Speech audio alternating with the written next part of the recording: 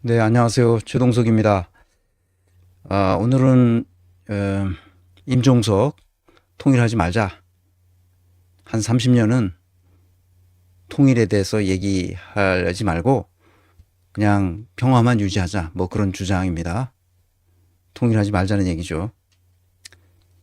어, 이게 얼마나 황당무계한 말인지 이런 말 자체가 임종석이라는 문재인 정부의 비서실장을 했던 사람의 입에서 나왔다는 것은 충격적입니다.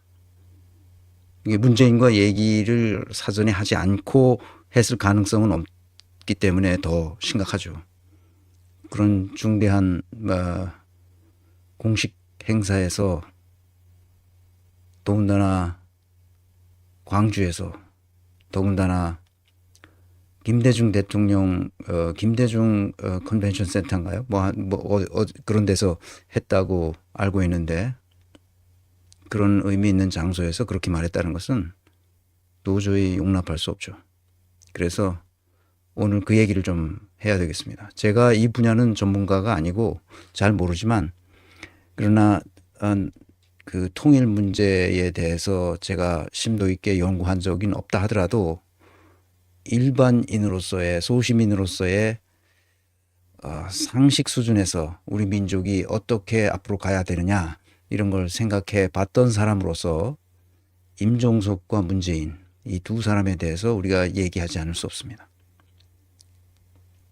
그래서 오늘은 이 주제로 다음번에 다시 이런 주제로 강의하지 않는 시대가 왔으면 좋겠습니다. 통일하는 것은 너무나 당연한 거고 그 통일을 위해서 우리는 평화를 계속 유지하는 겁니다. 평화가 목적은 아니지만 평화 없이는 아무것도 할 수 있는 게 없어요. 평화 그 자체는 목적이 될 수 없죠. 평화를 위해서 우리가 살아가는 것은 아닙니다. 그러나 평화가 없이는 우리가 살 수 없죠. 이 관계를 잘 이해해야 됩니다. 네. 이 성한용 그 한겨레 신문의 성한용 선임 기자인데 서강대 정치학과를 정치외교학과인가 나와가지고 정치부 기자를 하고 편집국장도 하고 또 지금은 선임 기자라고 뭘 어떻게 해요. 그런데 이 사람은 정치평론하는 걸 내가 읽어봐도 말도 안 되는 소리를 하는데 왜 말도 안 되는 소리를 하나 이 사람이. 한겨레 신문이 그래도 옛날엔 좀 괜찮은 신문이었는데 어떻게 이런 사람이 정치평론을 한다고 막 써. 그리고 한겨레 신문이 아주 간판 인물처럼 돼버렸어. 그래서 내가 이걸 보면 우선 사람을 이해하지 못해 이 사람은. 사람을 이해하지 못한다는 게 무슨 말이냐.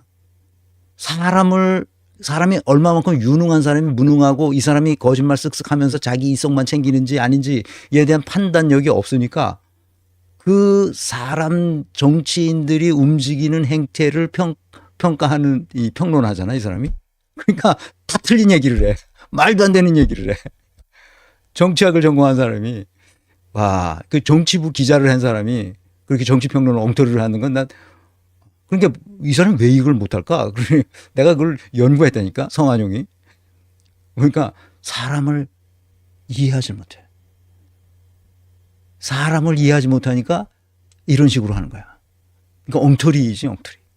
근데 더 엉터리는 정치평론을 엉터리로 하는 거는 내가 잘못 이해했을 수도 있으니까 그렇다 치고 자기 분야가 아닌 걸 가지고 엄청난 글을 썼어.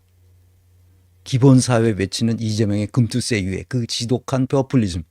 성한용 선임 기자의 정치 막전 막후. 기본사회를 외치는 게 정치 막전 막후. 금투세 논쟁. 진보 보수 문제 아니야. 소득 있는 곳에 과세 원칙 지켜야. 다 읽어보면 다 맞는 말을 하는 것 같아 이 사람이. 그런데 그러니까 이 금융을 잘 모르는 사람은 이 사람이 쓴 말을 들으면 진짜 그렇구나 이렇게 생각하게 돼. 그런데 완전히 틀린 말을 하는 거예요. 완전히 잘못된 말을 하는 거고 소득 있는 곳에 과세가 있다. 자 그러면 저소득층 빈민층은 소득이 있어 없어? 그 사람은 소득 있어. 그런데 왜 과세 안 해? 그 사람은 다 영세민이니까. 소득이 있어도 세금을 안 내. 소득 있는 곳에 과세 지킨다는 원칙은 있을 수가 없어. 소득은 세금은 국가 정책이야. 기본을 몰라 이 사람은. 경제에 대해 기억자도 모르는 사람이라고. 근데 경제에 대해서 뭐라고 떠들어. 금투세. 이 금투세 문제는 경제 문제거든. 야, 이렇게 무식한 사람이 그 중앙 일간지에 그 진보적이라고 평가받았던 한겨레 신문에 선임 기자로 뭐라고 쓰는데 이 사람이 간판이더라고 보니까. 한겨레 간판이야. 내가 한겨레 그 경영진에게 내가 말하고 싶은데 이 사람 빨리 잘라야 됩니다. 남의 회사 뭐 내가 경영에 참여하는 게 아니라 이거는 사회 악이에요. 이런 식으로 하면. 이렇게 무식하고 이렇게 무능한 사람이 그 회사의 간판이라면 그 회사는 볼장 다 본 거잖아요. 이 사람이 뭔 소리를 했는지 내가 기사를 그대로 그래서 그 결론만 이 사람 결론 낸 것도 그 너무 어처구니 없어서 읽어보겠습니다. 마무리하겠습니다. 쭉 써서 뭐자 개발 세발 대학 써서 그리고 이제 끝에 마무리하겠습니다. 이재명 대표와 민주당의 금투세 유예론자들은 금투세를 3년 정도 유예하고 증시 개혁과 부양으로 코스피 4천이 되면 금투세를 걷자고 주장합니다. 뭐 그렇게 주장한 모양이에요. 민주당이. 3년 뒤에 코스피가 4천이 될까요? 설사 코스피 4천이 된다고 해도 투자자들이 그때는 순순히 금투세를 받아들일까요? 그럴 리가 없습니다. 또 다른 핑계를 들이대며 저항할 것입니다. 혹세무민이라는 말이 있습니다. 세상을 어지럽히고 백성을 속인다는 뜻입니다. 이재명 대표와 민주당이 금투세 유예를 하든 예정대로 시행하든 그것은 이재명 대표와 민주당의 선택입니다. 그리고 이렇게 얘기합니다. 하지만 금투세 폐지나 다름없는 금투세 유예를 선택한다면 민주당 강령에 있는 더불어민주당은 서민과 중산층을 대변한다는 문장을 지우시기 바랍니다. 금융세제는 소득이 있는 곳에 과세한다는 조세 원칙 하에 합리적이고 공정한 과세 기반을 확충하여 자산 불평등을 완화한다는 문장도 지우시기 바랍니다. 그리고 윤석열 대통령의 금투세 폐지론과 이재명 대표의 금투세 유예론이 어떻게 다른 것인지 설명하시기 바랍니다. 민주당과 국민의힘은 얼마나 다른 정당인지 설명하시기 바랍니다. 제가 너무 과격한가요? 과격한 게 아니야, 임마. 아이고. 내가 그 칼럼을 읽다가, 아유, 이렇게 무식한 사람도 있구나. 그 기자를 그렇게 오랫동안 했을 거 아니야. 선임 기자면 편집국장도 하고. 야, 정말 한겨레가 왜 시민들로부터 외면받는지 이제 내가 알았어요. 여러분은 어떻게 생각합니까? 뭘 어떻게 생각해? 뭘 어떻게 생각하냐고.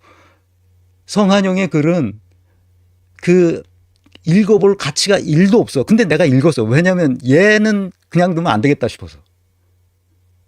얘가 아마 친문 세력인 것 같아. 친문 세력.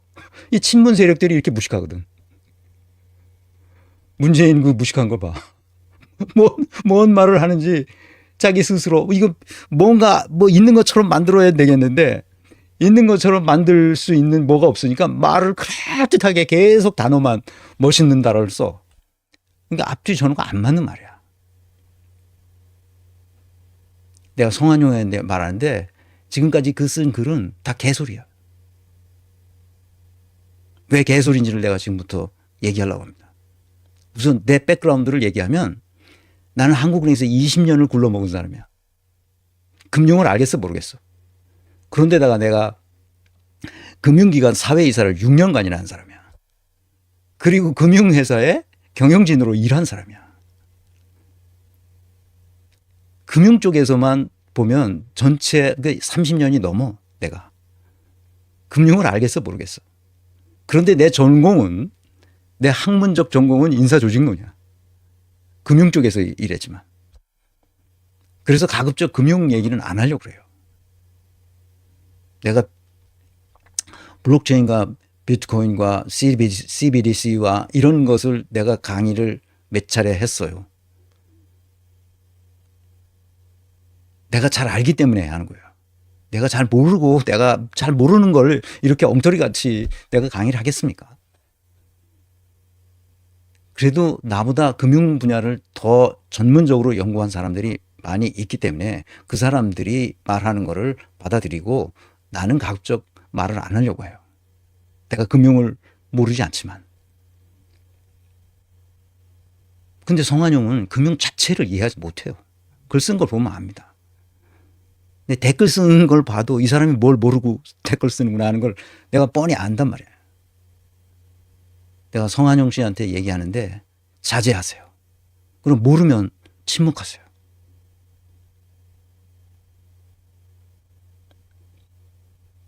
내가 5 분야의 민주화를 제시했습니다. 건민내가 반드시 이것을 내가 살아있는 한 이 건민내에서 5 분야에 대해서 민주화를 시켜야 된다. 민주화되지 않는 한 한국의 미래는 없다. 경제 민주화가 그 중에 하나입니다. 5가지 중에 하나입니다. 경제 민주화를 위해서 나는 3가지를 얘기했어요. 첫째, 대동세당, 기본사회, 민생개혁을 반드시 해야 된다. 2번째, 현대화폐 이론을 활용해야 된다. 그래야 기본사회, 민생개혁을 할 수 있다. 거기에다 크립토 스페이스를 잘 이해해야 된다. 우리 국민 전체가 이해해야 되고 고위 공직자는 말할 것도 없다. 3번째, 산업 생태계를 위한 재벌 개혁을 해야 된다. 이게 무슨 말인지 잘 몰라요, 사람들이. 재벌이 모든 것을 다 집어먹었습니다. 우리나라 기업의 지배 구조가 완전히 망가져 있어요. 그러니까 국가의 지배 구조가 망가져 있는 것만큼이나 기업의 지배 구조도 망가져 있습니다. 이 말은 무슨 말이냐? 소위 거버넌스의 지배 구조잖아요. 거버넌스. 그 조직의 거버넌스가 잘못된 것과 마찬가지로 우리나라의 평균적인 기업 지배 구조는 근본적으로 글러먹었습니다. 이것은 상법이 잘못되어 있을 수도 있고 금융 관련 법률 체계가 완전히 잘못되어 있기 때문에 그런 거예요. 재벌 개혁을 한다는 말은 무슨 말이냐? 재벌들을 해체하자 이런 뜻이 아니에요. 재벌을 개혁하려면 금융 시스템을 개혁해야 됩니다. 금융 시스템 개혁해. 금융이라는 게 왜 생겨났는지를 얘기하려면 이게 또 1시간 이상 이것만 가지고 1시간 이상 떠들어야 됩니다. 금융이라는 것은 산업혁명 이후에 산업 자본을 내기 위해서 아주 복잡하게 점점 복잡하게 지난 300년 동안 금융 시스템이 발전해 왔어요. 사실 발전해 온 것인지 어쩐지는 모르겠지만 사후시엔 그렇게 성장해 왔어요. 화폐와 금융이라는 것은 실물 경제, 즉 산업 경제가 잘 돌아갈 수 있도록 윤활유 역할을 하기 위해서 만들어진 거예요. 그러니까 산업 경제를 위한 수단으로서 금융 시스템을 설계했던 거예요. 그런데 지금은 어떻게 되냐? 금융 시스템이 하나의 산업화됨으로써 금융이 우리 전통적인 산업을 지배하게 돼 있어요. 그게 금융이 하나의 산업이 됐어요. 금융은 산업이라고 얘기한 적이 없어요. 처음 시작부터.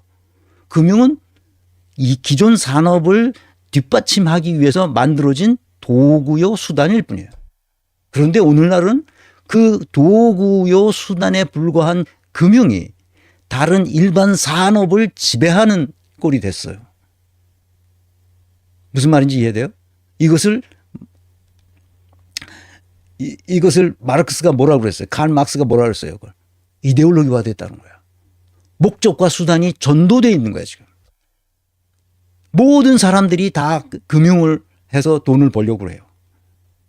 일해서 돈을 벌려는 생각을 하지 않습니다. 금융은 숫자일 뿐이에요. 이 금융은 자본시장뿐만 아니라 여러 은행에서 주는 그 개인 대출 금융도 있고 또 뭡니까? 외환시장도 있고 파생상품 시장도 있고 다양한 그 금융 상품들이 은행을 통해서 판매되기도 하고 이 복잡합니다. 그러니까 자본시장 이외에도 은행에서 하는 다양한 일들이 있어요. 그것을 포괄하는 것이 한 나라의 금융 시스템입니다. 그런데 금융 시스템 안에는 뭐가 있느냐?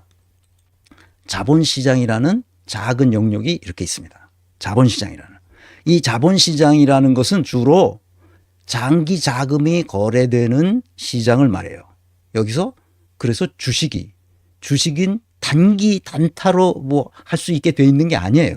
그런데 오늘날 막 단타를 한 사람들이 생겨난 거죠.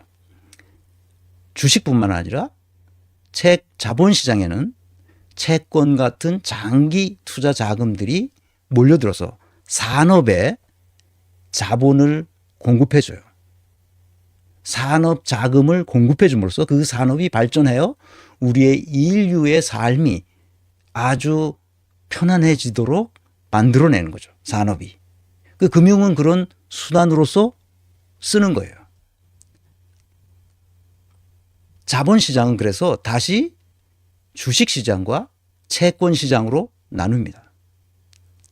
그럼 자본시장의 하나인 주식시장은 거래소에서 주식을 거래할 수 있도록 만들어줬어요. 왜냐하면 내가 그 회사에 투자해서 있지만 내 그 회사의 주인으로서 투자했지만 그렇지만 이제 나는 그 회사의 주인 노릇을 하지 않고 나는 그냥 이제 빠져나오겠다. 그런 것은 그건 누군가 사줘야 되잖아. 그게 바로 거래소에서 하는 거죠.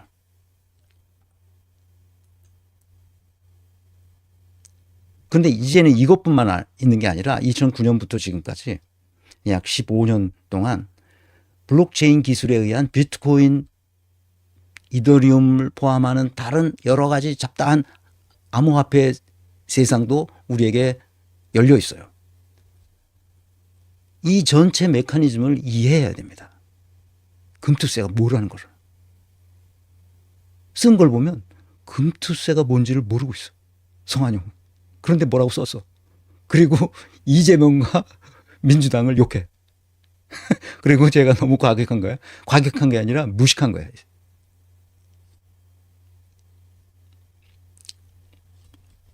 제가 가끔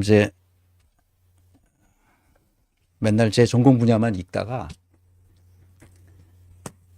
이거 한번 이게 아주 재밌는 책입니다. 세상의 용도라는 책인데요. 이게 잘 보이시나요? 이렇게 이렇게 세상의 용도라는 책인데 이 스위스 두 젊은 청년이 몇 년이더라? 20대 후반의 두 스위스 젊은 청년이 서로 차를 가지고 그때 당시 55년도니까 그때 차를 가지고 피아트 차를 가지고 어디를 갔냐면 자기 발칸반도 아시죠? 발칸반도를 지나서 아나톨리아를 거쳐서 그러니까 아나톨리아를 거쳐서 이란에 들어갑니다. 제가 지금 이란에 들어가는 점에서 너무 재미있게 읽었는데 그거 하나를 읽어드리려고 해요. 근데 1년 반 동안 53년 6월부터 54년 12월까지일 거예요 아마. 20대 후반의 젊은 청년들이 대학을 다니단가 대학을 졸업하고인가 하여튼 그래서 스위스 두 청년이 이란과 그 다음에 아프가니스탄까지 가서 돌아오는 거예요. 그러니까 인도 국경까지 갔다가 다시 돌아오는 여정인데 그중에 이란에 갔을 때 얘기를 여러분에게 읽어드리겠습니다. 이렇게 하다가 오늘 밤새야겠다. 그렇지만 너무 재밌어요. 내가 이게 우리나라 그 상황과 거의 비슷해서 내가 읽다가 이거는 내가 밑줄을 쳐야 되겠다. 그래서 밑줄 쳤어요. 이란에 갔을 때입니다. 돈이 돌고 돈다고 말하는 건 잘못이다. 돈은 위로만 올라갈 뿐이다. 재물로 받쳐진 고기 냄새가 세력가들이 콧구멍까지 흘러가듯이 자연스러운 성향에 따라 상승하는 것이다. 돈은 상승하는 거예요. 위에서 다 빨대 꽂아서 다 빨아먹는 거지. 물론 이란이라는 나라가 이 보편적 속성을 독점하고 있는 것은 아니다. 하지만 마하바드 교도소에서는 그것이 적나라하게 드러난다. 그러므로 경찰이 되기 위해서는 열정만으로는 충분하지가 않다. 400토만, 그때 당시 토만이 그 무슨 화폐 단위였는 모양이에요. 400토만을 부서장에게 바쳐서 이 영예로운 직위에 어울릴 만한 자격을 갖추어야 한다. 하지만 이 돈을 받아도 부서장에겐 남는 게 전혀 없다. 자신의 직위에 어울리는 자격을 갖추려면 그 2배의 액수를 서장에게 갖다 바쳐야 하기 때문이다. 한편 서장은 자신이 그 지방경찰총국에게 빚진 것을 잊는다면 경솔한 사람이라는 얘기를 듣게 될 것이며 총경 자신도 테헤란에서 수많은 의무를 이행해야 한다. 이 같은 관례는 전혀 공식적인 것이 아니다. 꼬치꼬치 따지는 사람들은 이 같은 사실을 개탄하고 자제심이 강한 사람들은 그런 일을 하지 않으려 애쓰지만 낮은 봉급 때문에 그렇게 하지 않을 도리가 없는 데다가 그렇게 하지 않는 것은 조직 전체를 마비시키는 튀는 행동이기 때문에 따가운 눈총을 받지 않고는 이 같은 관행에서 벗어날 수가 없다. 게다가 이 같은 관행은 사회 전반에 널리 퍼져 있다. 돈은 경쾌하게 상승한다. 이거 이란 얘기 같습니까? 아니면 우리나라 얘기 같습니까? 우리나라 얘기입니다. 내가 이 얘기를 왜 여기서 하느냐? 우리나라 주식시장은 미쳤어요. 주가 조작 아무나 할 수 있습니다. 자본시장을 교란시키는 것은 금투세가 아니에요.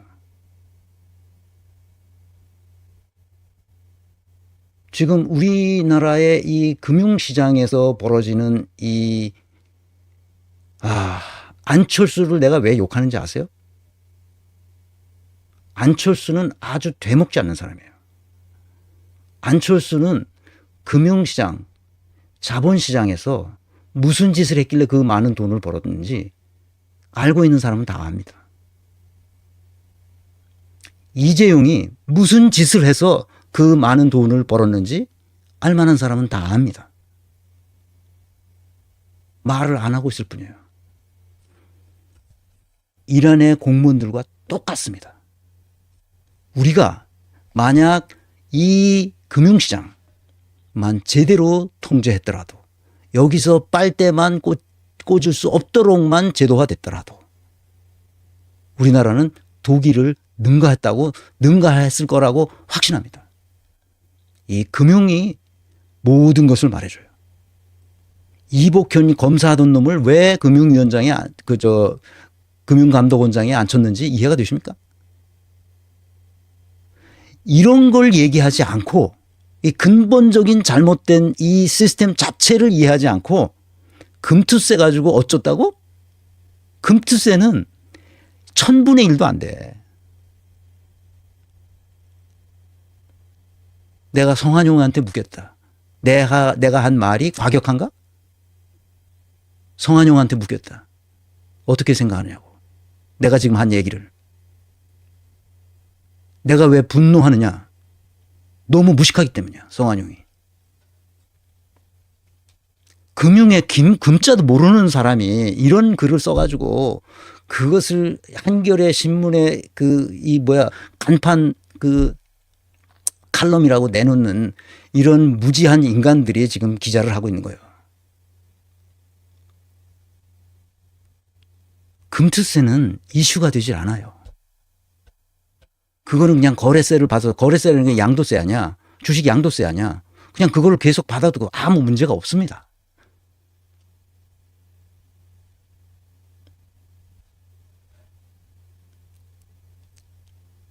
할 말은 많지만 요 정도에서 끝내겠습니다. 내가 성한용 씨한테 미안한데 좀 공부 좀 하세요. 그럼 세상이 어떻게 돌아가는지 좀 보라고. 내가 이런 글을 볼 때는 내가 분노하지 않을 수가 없어요. 3프로 TV에서 2024년 9월 10일 금투세 도입을 다시 생각해야 하는 이유. 이소영 의원이 나와서 막 이게 얘기했어요. 이소영 의원이 진짜 내가 그걸 듣고 이게 조금 뭘 아는구나 얘가. 아유 이게 똑똑하네. 그거 김앤장 변호사를 해가지고 지금 국회의원 재선됐죠. 이렇게 똑똑한 애가 있었네. 내가 그래서 똑똑해서 찾아봤어. 그랬더니 85년생이야. 우리 딸하고 똑같더라고. 우리 아들하고 똑같더라고. 우리 딸은 조금 더 많고. 이렇게 똑똑한 애가 있었어. 그러니까 이 칼럼은 29일 나서 엊그제 썼잖아. 어제 썼는데 내가 딱 보니까 그래서 읽어보다가 얘는 안 되겠다. 얘는 내가 한번 바로 잡아줘야지. 안 되겠다. 그래서 이 아이템을 했습니다. 그래서 이소영 의원이 그 3프로 TV에서 나와서 한 이게 제대로 우리나라 그 금융시장을 자본시장을 파악한 것이고, 또 더 큰 문제는 이 파생 상품을 만들어서 돌리면서 거기서 무슨 야로를 부려가지고 어마어마한 부자가 되는 방식도 우리나라엔 다 개발돼 있어요. 자기가 일해서 벌은 돈이 아니에요, 안철수는. 이 금융 시스템을 이용해 가지고 뻥튀기를 한 거예요. 또 누구죠? 이재용, 그 LG, 또 두산, 이런 애들 다 그렇습니다. 현대도 마찬가지죠. 현대는 말할 것도 없어요. 사기꾼들입니다. 이걸 고치지 않고 막 금투세 어쩌고 저쩌고 떠드는 게 말이 돼? 금투세는 하려면 정비해야 돼. 이거를 깨끗이 쫙 정비하고, 그래야 금투세 도입이 의미가 있어요. 이거는 그 무슨 포퓰리즘이나 이런 게 아니고, 이거를 그냥 도입하면 더 큰 문제가 생길 수 있어요. 그래서 잘 따져봐야 됩니다. 이재명도 금융을 잘 몰라. 모르는 사람들끼리 토론해가지고 뭐가 나오겠어, 뭐가.